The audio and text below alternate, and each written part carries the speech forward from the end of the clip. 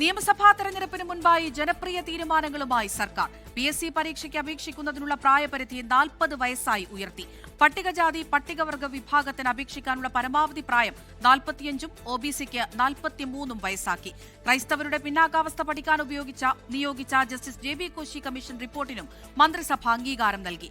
വീടുകളുടെ സാമ്പത്തിക സുരക്ഷയ്ക്കായുള്ള സമഗ്ര ഗ്രൂപ്പ് ഇൻഷുറൻസ് പദ്ധതിക്കും മന്ത്രിസഭായോഗത്തിന്റെ അംഗീകാരം.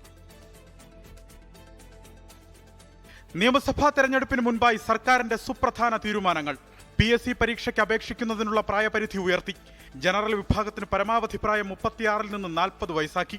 പട്ടികജാതി പട്ടികവർഗ വിഭാഗത്തിന് അപേക്ഷിക്കാനുള്ള പരമാവധി പ്രായം 45 വയസ്സും OBCക്ക് 43 വയസ്സുമാക്കി. ക്രൈസ്തവരുടെ പിന്നാക്കാവസ്ഥ പഠിക്കാൻ നിയോഗിച്ച ജസ്റ്റിസ് JB കോശി കമ്മീഷൻ റിപ്പോർട്ടിനും മന്ത്രിസഭ തത്വത്തിൽ അംഗീകാരം നൽകി.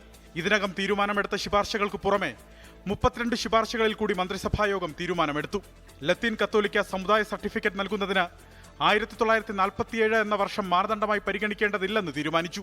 1947 മുമ്പ് ലത്തീൻ കത്തോലിക്ക വിശ്വാസികളായി ചേർന്നവർക്കും അവരുടെ പിൻതലമുറക്കാർക്കും മാത്രമേ ലത്തീൻ കത്തോലിക്ക സമുദായ സർട്ടിഫിക്കറ്റ് ലഭിക്കാൻ അർഹതയുള്ളൂ എന്ന നിബന്ധന അശാസ്ത്രീയമായതിനാൽ ബന്ധപ്പെട്ട ബിഷപ്പുമാർ നൽകുന്ന സർട്ടിഫിക്കറ്റ് റവന്യൂ അധികാരികളുടെ അന്വേഷണത്തിന് സഹായകരമായ ഒരു രേഖയായി പരിഗണിച്ചുകൊണ്ട് വില്ലേജ് ഓഫീസർ നടത്തുന്ന പ്രാദേശിക അന്വേഷണത്തിന്റെ അടിസ്ഥാനത്തിൽ ജാതി സമുദായ സർട്ടിഫിക്കറ്റ് അനുവദിക്കാമെന്നാണ് പുതിയ തീരുമാനം. വീടുകളുടെ സാമ്പത്തിക സുരക്ഷയ്ക്കായുള്ള സമഗ്ര ഗ്രൂപ്പ് ഇൻഷുറൻസ് പദ്ധതിക്കും മന്ത്രിസഭായോഗം അംഗീകാരം നൽകി. പ്രകൃതി ദുരന്തങ്ങൾ കാരണം വാസസ്ഥലങ്ങൾക്കുണ്ടാകുന്ന നാശനഷ്ടങ്ങളിൽ നിന്ന് സാമ്പത്തിക സുരക്ഷ ഉറപ്പാക്കുന്നതാണ് പദ്ധതി.